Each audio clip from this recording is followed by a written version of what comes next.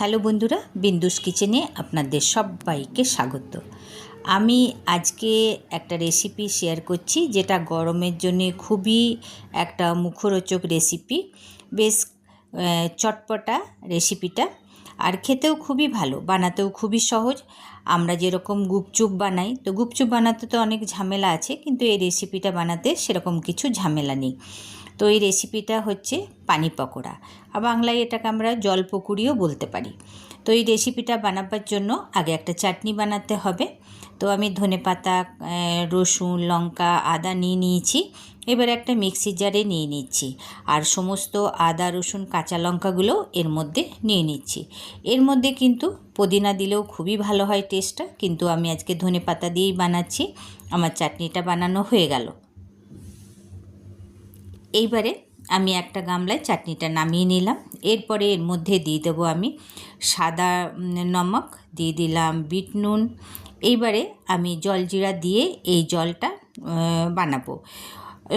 বেশিরভাগ কিন্তু আমরা তেঁতুলের কাঠ দিই, কিন্তু আজকে আমি জলজিরা দিয়েই বানাচ্ছি। দুর্দান্ত টেস্ট হয়। যদি কোনো দিন না বানিয়ে থাকেন তো একবার বানিয়ে দেখবেন। এইবারে এর মধ্যে দিয়ে দেবো আমি 1 চামচ ভাজা মশলা। এর মধ্যে জিরে, ধনে সবই রয়েছে। আর দিয়ে দিচ্ছি এবার আমি কিছু ধনেপাতা কুচি, সাথে কাঁচা লঙ্কা কুচি, আর দিয়ে দেবো একটা পেঁয়াজ কুচি। এর জন্য জলটার কিন্তু টেস্ট দুর্দান্ত হবে। এই রকম তো আমরা গুপচুপেরও জলটা বানাই। আর এইটাকে খুব ভালো করে ঠান্ডা জল দেওয়ার পর এটাকে ভালো করে এখন আমি এটাকে মিলিয়ে নেব সমস্তগুলো। দেখুন এখনই দেখতে কত সুন্দর লাগছে, আর খেতেও কিন্তু দুর্দান্ত হবে। অবশ্যই একবার বানিয়ে দেখবেন। এই গরমে তো এরকম রেসিপি আমরা সকলেই পছন্দ করি। এইবারে দিয়ে দিচ্ছি আমি লেবুর রস। একদম লেবুর রসটা দেওয়ার পর বেশ একদম তরতাজা লাগছে দেখতেও, আর খেতেও লাগবে। আর দিয়ে দিলাম 2-1টা লেবুর টুকরো। খুব ভালো করে মিলিয়ে নিলাম। এবার একবার চেখে দেখে নিচ্ছি সব কিছু ঠিক আছে কি না। সমস্ত কিছু ঠিক আছে। এইবারে এর মধ্যে দিয়ে দিচ্ছি একটু আমি রায়তার বুঁদিয়া।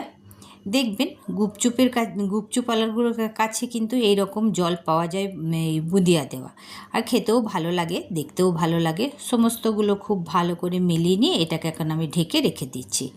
এবারে বানিয়ে নেব আমি পকোড়াগুলো বানাবার জন্য নিয়ে নিলাম 1 কাপ বেসন, আর হাতে ক্র্যাশ করে নিয়ে নিলাম অল্পখানি জোয়ান। যেহেতু বেসনের জিনিস তো সেই জন্য একটু জোয়ান দিতে হয়। আর দিয়ে দিলাম স্বাদ মতো নুন। সমস্তগুলো আগে মিলিয়ে নিচ্ছি, তারপরে অল্প অল্প জল দিয়ে একটা গাঢ় ব্যাটার রেডি করে নেব। আমার এই রেসিপিটা শুরু থেকে শেষ অবধি দেখার জন্য আপনাদের কাছে অনুরোধ রইল। দেখার পর যদি এই রেসিপিটা আপনাদের ভালো লাগে তাহলে বিন্দুস কিচেনকে লাইক, সাবস্ক্রাইব অবশ্যই করবেন, অনেক অনেক করে শেয়ার করবেন, অনেক অনেক করে কমেন্ট করবেন। বেসনটা আমি আগে চামচ দিয়ে মিলিয়ে এখন আমি হাত দিয়ে খুব ভালো করে ফেটিয়ে নিচ্ছি। দেখুন ফেটাতে ফেটাতে কালারটা একদম চেঞ্জ হয়ে গেছে, বেসনটা একদম হালকা হয়ে গেছে। এইবারে বাটিতে আমি জল নিয়ে দেখুন দেখিয়ে দিচ্ছি, বেসনটা ফেটানোটা একদম ঠিক আছে। জলে দেওয়া মাত্রই ওপরে ভেসে উঠেছে। এইবার এর মধ্যে দিয়ে দিলাম একটুখানি হলুদ, আর 1 চিমটে দিয়ে দিচ্ছি আমি বেকিং সোডা। খুব ভালো করে আবারও নেড়েচেড়ে পকোড়াগুলো এবার আমি তেলের মধ্যে ছাড়বো।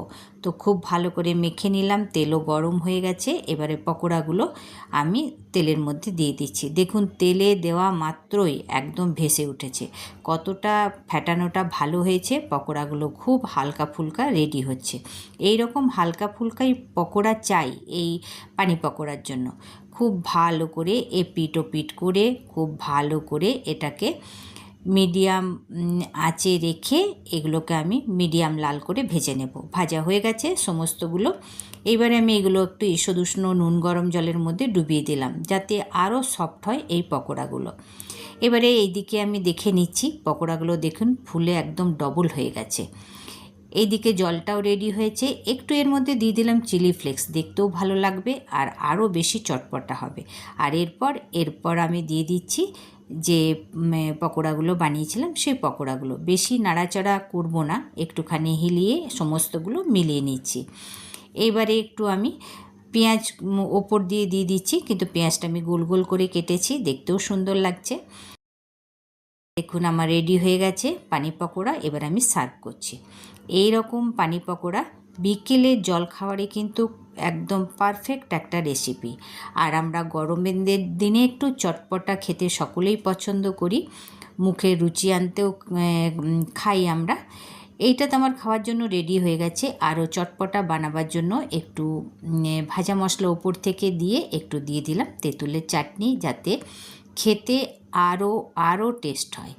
এবারে আপনাদেরকে একটা কেটে আমি দেখিয়ে দিচ্ছি যে কতটা জালিদার হয়েছে আর কতটা সফট হয়েছে। দেখুন, দেখলেই বুঝতে পারবেন। এই রকম রেসিপি অবশ্যই একবার বানিয়ে দেখবেন, খেতে খুবই ভালো হয়। আর জলটা অবশ্যই জলজিরা দিয়ে বানিয়ে দেখবেন। তাহলে বন্ধুরা, এই রকম রেসিপি নিয়ে আবার আসবো। ভালো থাকবেন, সুস্থ থাকবেন, আবার দেখা হবে।